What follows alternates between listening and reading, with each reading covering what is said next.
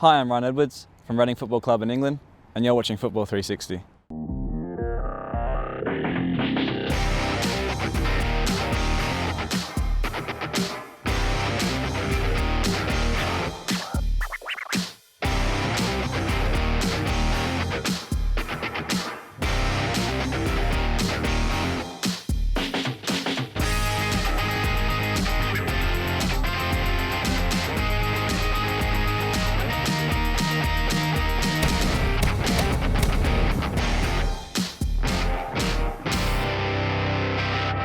Hello again, welcome to Football 360. Great to have your company. We've got another jam-packed show, so we'll get straight into it.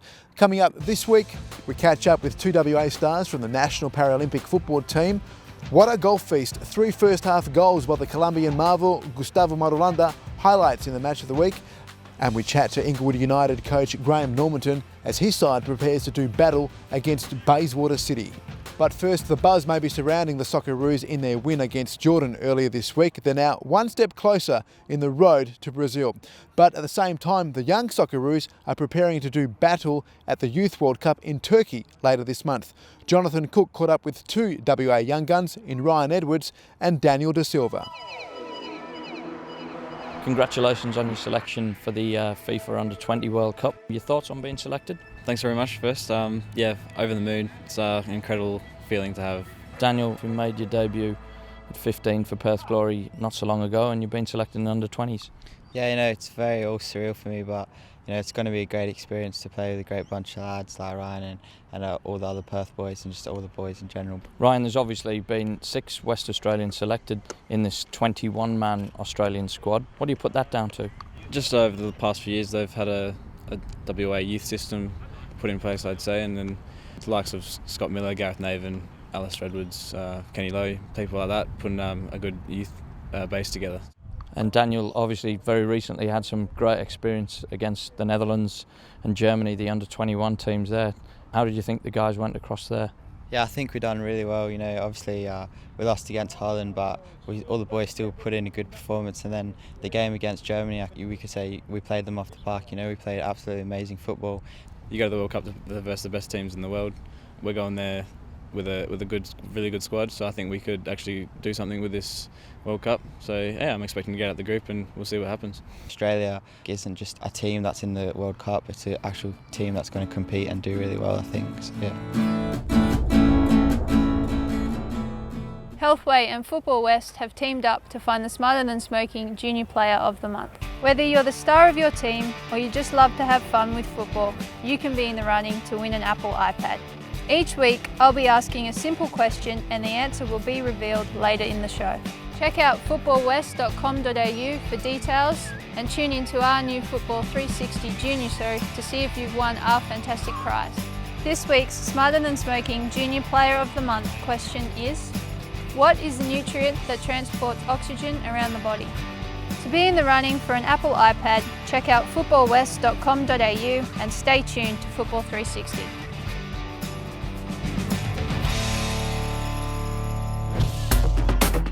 And congratulations to young Max from the Western Knights. He's the May winner from our monthly Smarter Than Smoking Junior Player of the Month competition.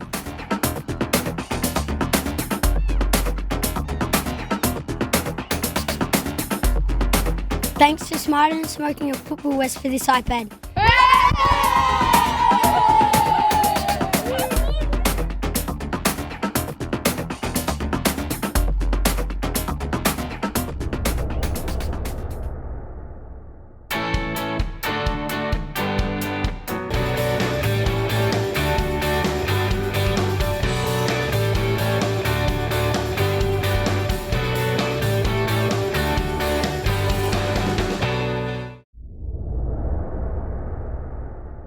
Time now to take a look at the Match of the Week highlights. It's another double-header, kicking off with Bayswater against Sorrento. It's the first time coach Mauro Marchionni has returned to Frank Drago this year since winning the premiership with the Black and Blues last year.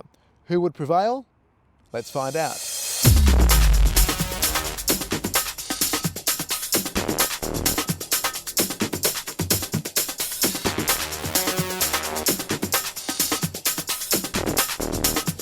Round 12 at Frank Drago Reserve set the scene for the clash of 2013. While the grey clouds threatened to pound the pitch with heavy rain, it was the home side who looked more threatening to cause havoc. And it only took City 9 minutes to get on the scoreboard when Gustavo Marulanda and Todd Howarth combined to find Brian Farrell, who converted from close range. That goal, just the tip of the iceberg.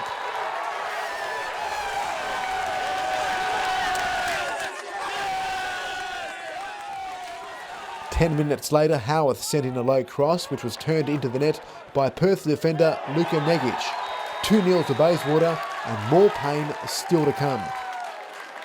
7 minutes later, Steve Burton played in Marulanda, who rounded keeper Jason Saldaris and fired home.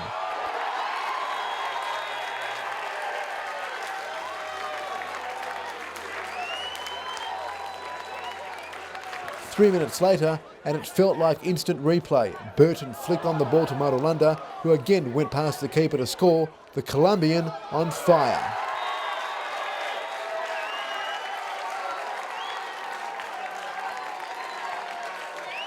Marulanda got his hat-trick on the stroke of half-time when City carved out the Perth defence and allowed the Colombian to put the ball past Saldaris.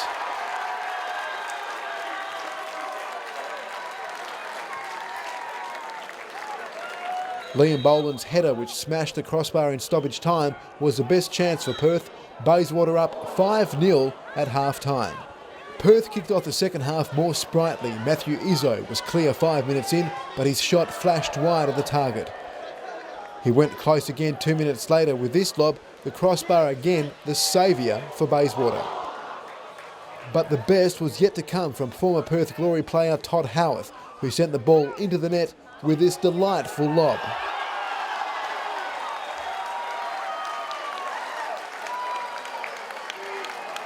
Bayswater got its seventh from another own goal from Negic. Before Gustavo Caraccioni got in on the act, firing home and sealed a remarkable victory.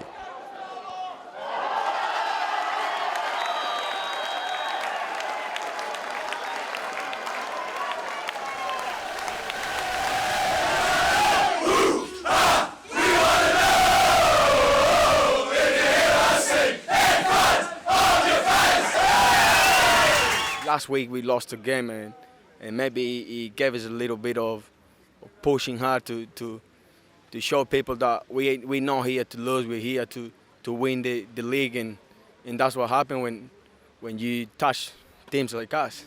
Look, we knew that with the team that we have at the moment, we couldn't match them in terms of quality. They're too good. If a team can afford to keep on the bench for almost all game, Gustavo Caraccioni and Ross Cosgrove, Andy Reale, and you know that they've got starting 11 all the time, the best team. In the other main fixture, Stirling travelled to Dalmatinach Park to do battle with Coburn. Chances were few and far between, the best falling to the Lions when Phil Arnold headed this ball just over the top. 10 minutes later, City were reduced to 10 men after this challenge by Kieran Stallard on Scott Bullock.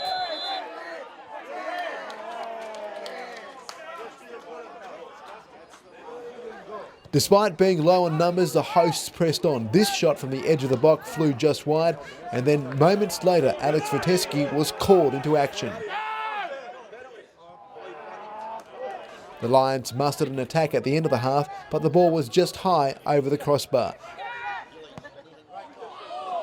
0-0 at the half-time break.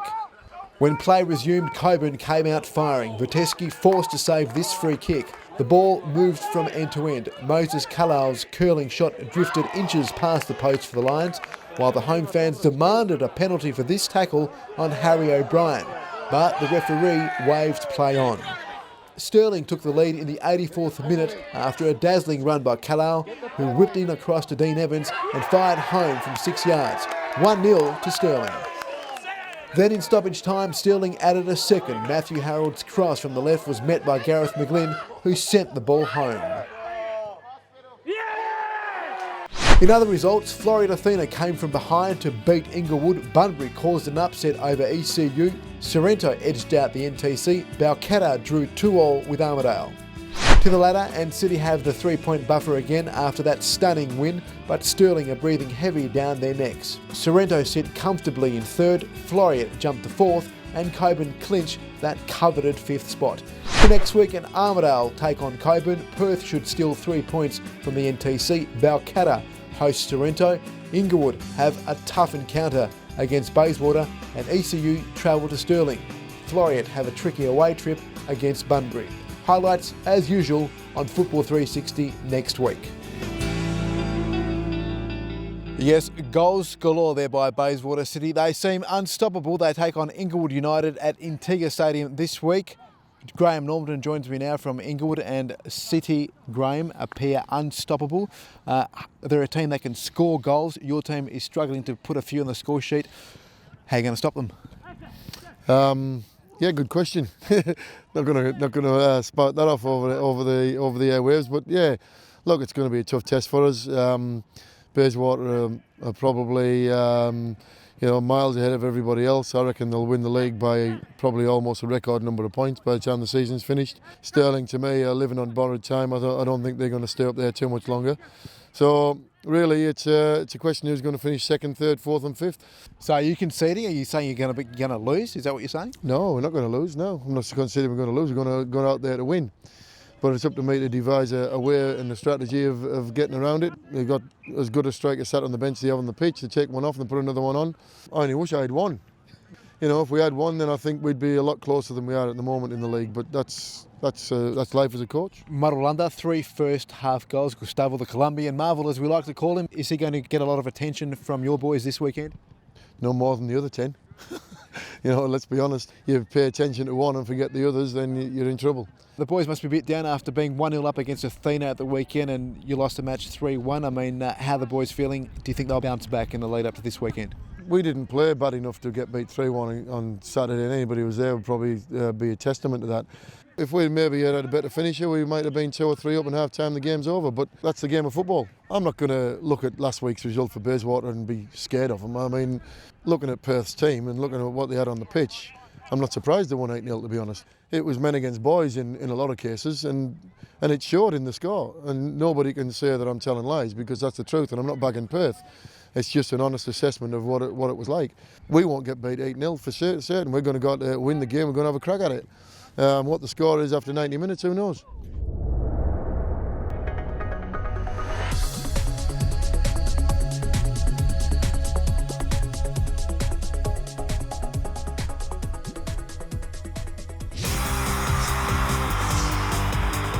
If you missed our new and exciting junior show Shoot, then tune in to Football West TV. We've got some good tips for every footballer. Even some adults could probably learn a trick or two.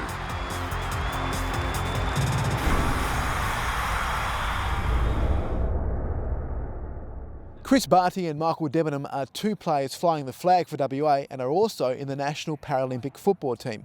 We asked them how tough it is to overcome a disability and what it means to represent their country.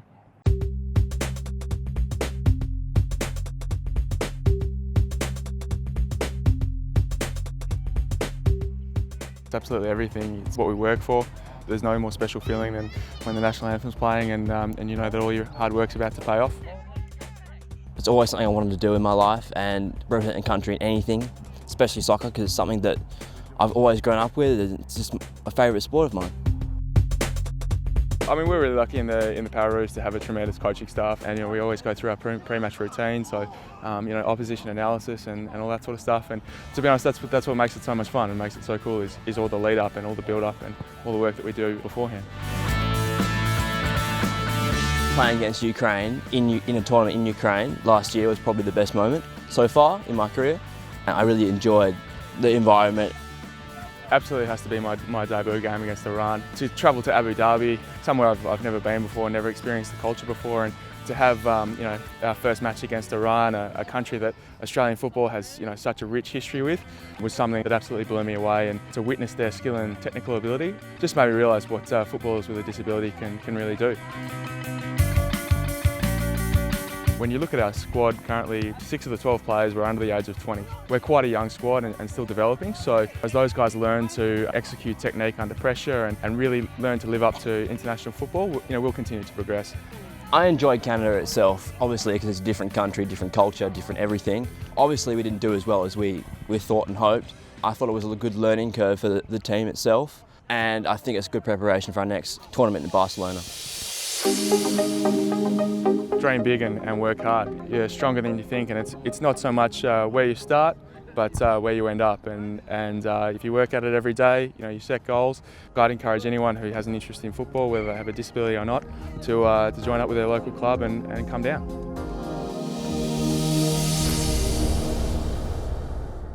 And that winds up another busy episode of Football 360 for this week. Hope you enjoyed the show. Good luck if you're out and about on the field playing this weekend. We'll be back again next week. Until then, it's bye for now.